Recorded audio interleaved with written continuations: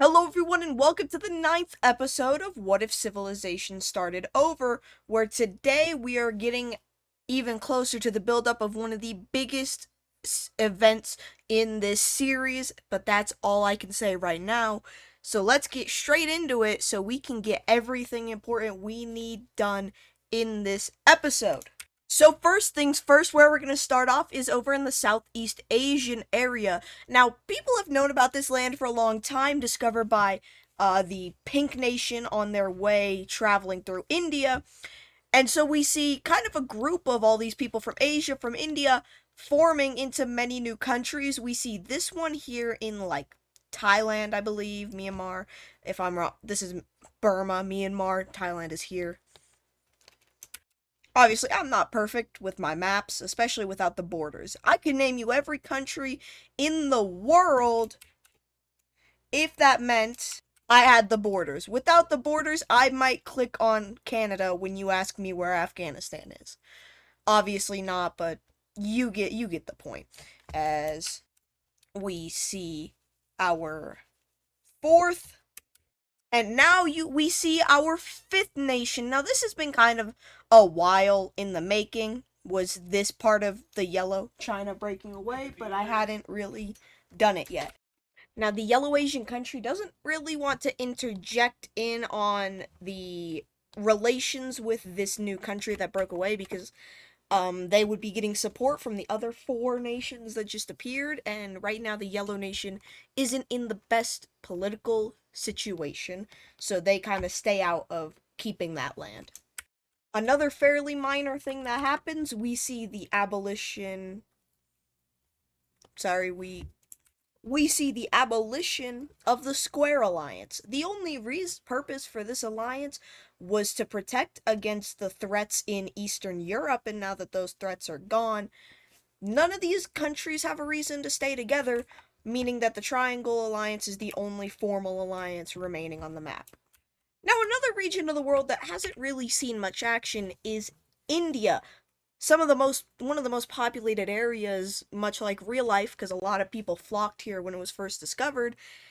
And there's two predominant powers, the brown and the green, and then a fairly decent team could definitely pick on a fight, especially with maybe some of these Iran countries, some of these ones over here, but you get the picture. It's been very peaceful for a while, and I feel like you can kind of get where this is heading. This whole thing opens up with a pink offensive launched into a neighboring city in the Brown Nation. The Pink Nation believes that the uh, people in Iran that they came from are more related to them than the Brown Nation, and that they are quote unquote liberating these people by taking over their city. On the flip side of things, the Green Country has the exact same thought about this city, and so they take an opportunity with the Pink Nation distracted. They push up pretty deep into Pink territory before getting halted, stating, well, if that piece of land belongs to you, then this piece of land belongs to me. And then this happens again.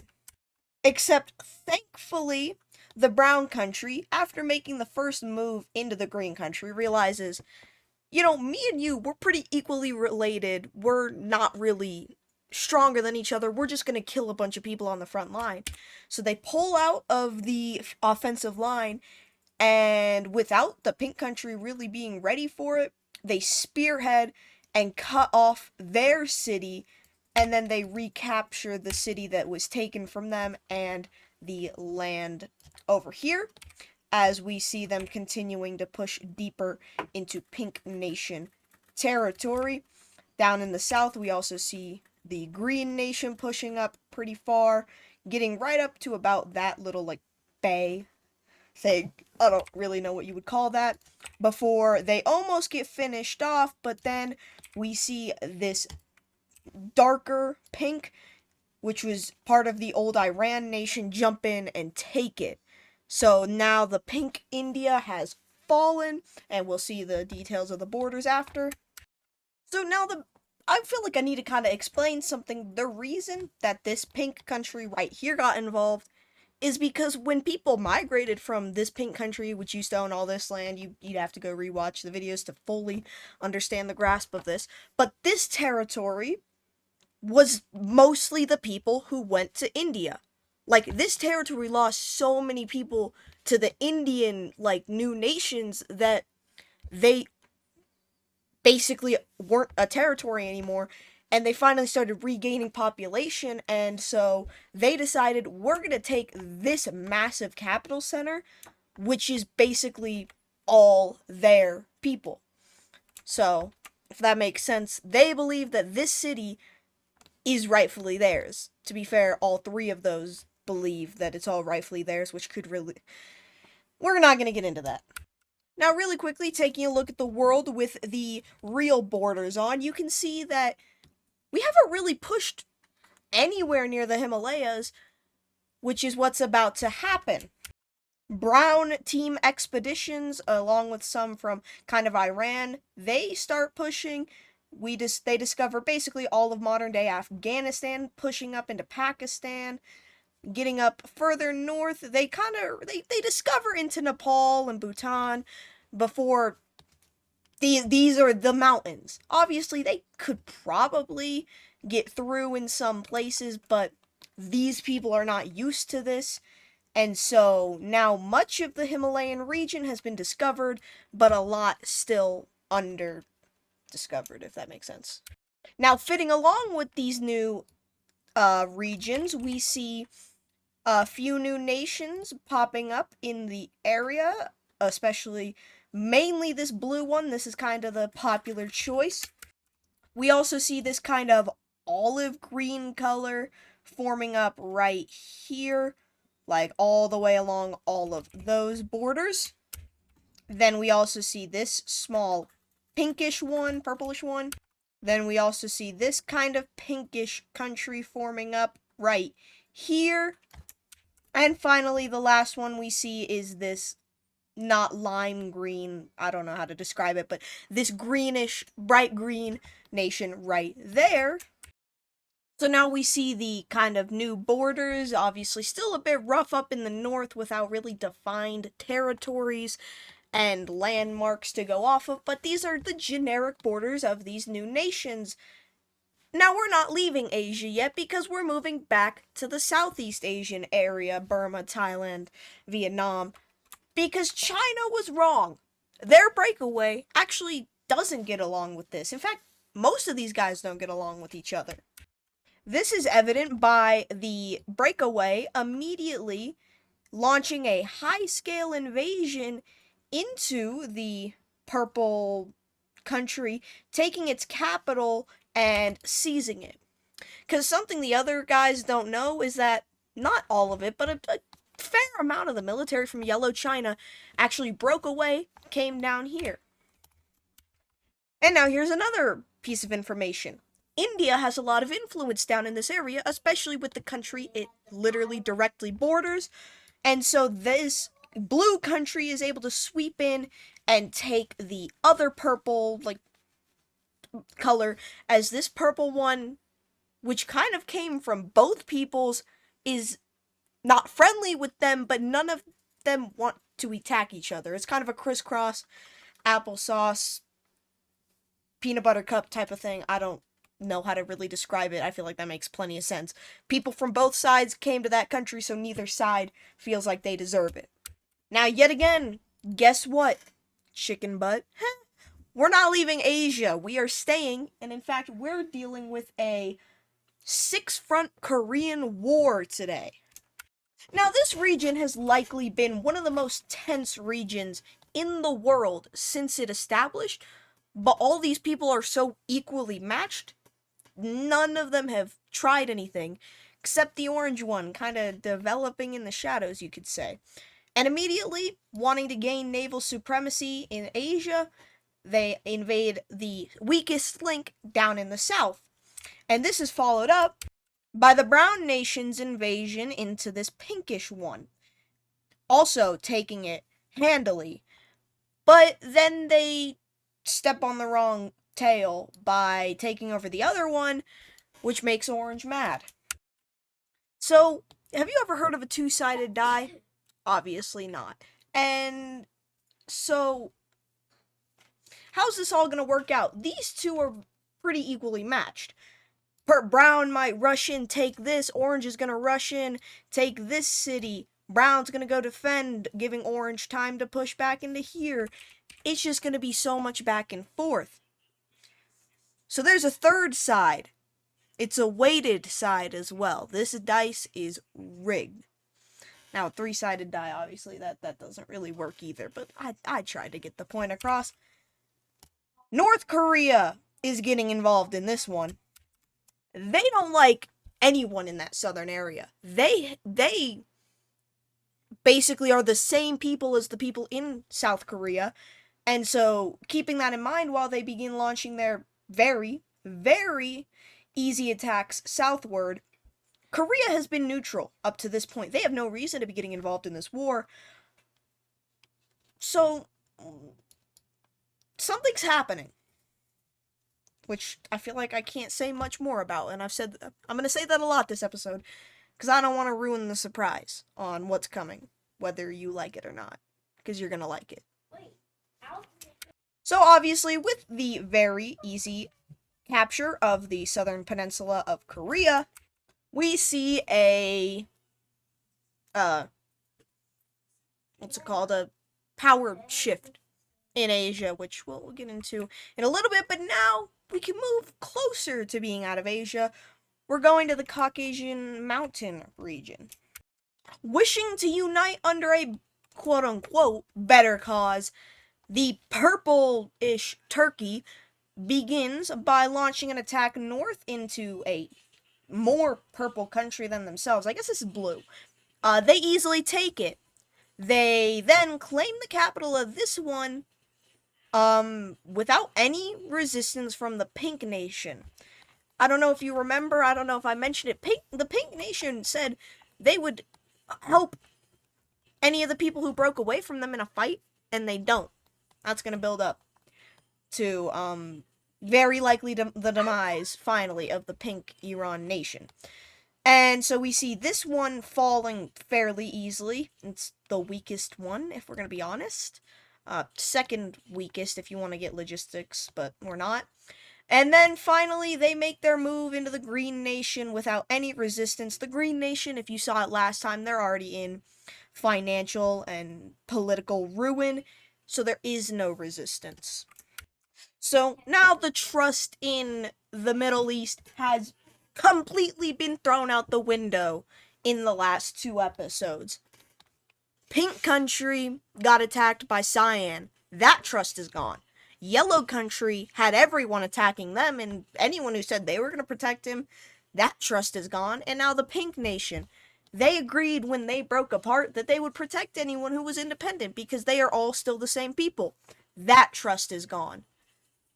That's not really something you want. This large of a region having zero trust in it, that's just not gonna go well, if we're gonna be honest with everyone here.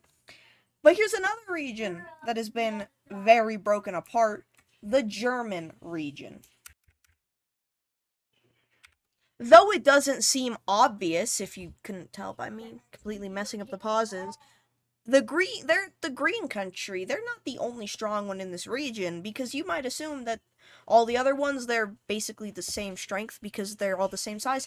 No, this brown one right here, much stronger than the others, and the green one knows this. These two believe that they are the true leaders of this area. And so it's pretty simple taking over. Might take a few years because this area is very populated. Like, it's not extremely populated, but like there's a ton of people and a lot of like smaller cities that these countries are having to go through and siege. Green one takes this one, and then this pink one, and we're not even gonna deal with the other color for the brown one. It's obvious which ones they take. They take these ones. And Germany has been almost united. Now, the green country, they almost made an invasion into this area, these groups of countries, but the orange country immediately said, you touch them, you die. And that's not a threat, that is just a fact, because the orange country outnumbers the green Germans probably like 30-1.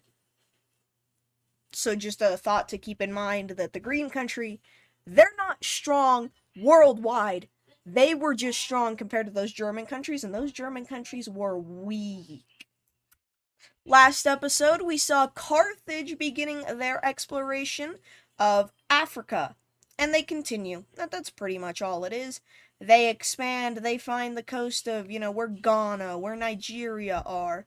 Then they find the bend in Africa. They kind of stop and they kind of beef out their borders a bit. But this is when it's discovered, obviously, give or take the desert location. They basically discover that this is all the desert. I'm not going to uncolor it yet, because then I'm going to put some countries there and it's all going to mess it up. But the whole world basically knows, giant desert right there. Don't go. Now, on the flip side of things, this is the first time in a while that you have zoomed in on a piece of land this big and you don't see a single country. That's going to change. We see some people, some settlers from Carthage, establishing a nation right here, as well as kind of like a puppet state alongside it. But then an independent nation right here of its kind of own peoples.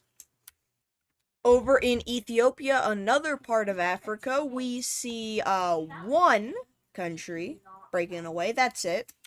Psych, I lied. We actually see 4 countries break away out of Ethiopia due to tensions, being an awful government, and being the fact that it's an African country before colonialism. It's not able to support itself, really. And so, brown country comes in, they're like, land, give me land. And they do take a solid amount. However, the other country who takes some is Somalia. Ethiopia is divided. I didn't really want to go through with all of that. I didn't really want to go into depth with all of that. Because if I'm going to be honest, that was just kind of a placeholder thing to do something with Africa. Because right now, Africa is kind of boring and dull. Except, we're moving to Carthage. Now, the reason we're zooming in so far is because this is a very interesting conflict. I did not mean to do that. Carthage and Egypt have been pretty chill with each other. They both don't like this guy. And now Egypt is saying, we don't like you because of a dispute over that. Did you see how much I colored? It looks like a baby Albania. I just saw that. It looks like a baby Albania. But this tiny piece of land right about here. Libya claims that the port city right here is theirs. That Carthage unrightfully took it last time that Egypt was taken over. And so Egypt takes over the land and a little bit more as payment. Carthage is like, no, that's our land. And they get into a little bit of a skirmish, and Egypt is like, no, that's our land. We know that. And then the war starts because they push deep into Carthage territory. And now Egypt is saying that they deserve all of this as reparation for the killing of their troops. You want to know who's stronger in this situation? It's Carthage. We're not even going to waste time. Carthage begins pushing Egypt back and is like, you attack us again, we don't stop at your border this time. And they seize a little, like, military base, fort, tent hut near their border to prevent a future conflict from arising. So now we're moving over to the British Isles, where not much has happened. This region has been one of the most peaceful, and for a good reason. The Dutch have done a really good job at kind of being the peacekeeper in the region, settling basically every debate there has been, and the fact that these people are all basically the same. They all originated from Denmark, except for these guys who are technically French. But we're just gonna cut to the chase. These people, they're like, Dutch, we like you. We'll give you all your military stationed here, but we are independent now. So you're gonna kind of deal with that, and you don't get a say in it. And the Dutch don't care. These guys have been under their rule since, I don't know, like episode 3, and they feel the same. They feel they deserve the independence.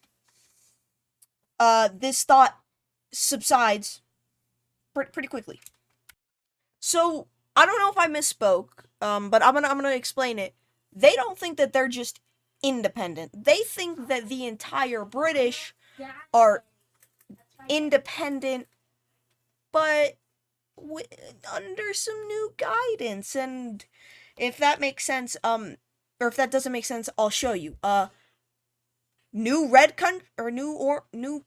country invade small country because they think small country dumb and they deserve small country land.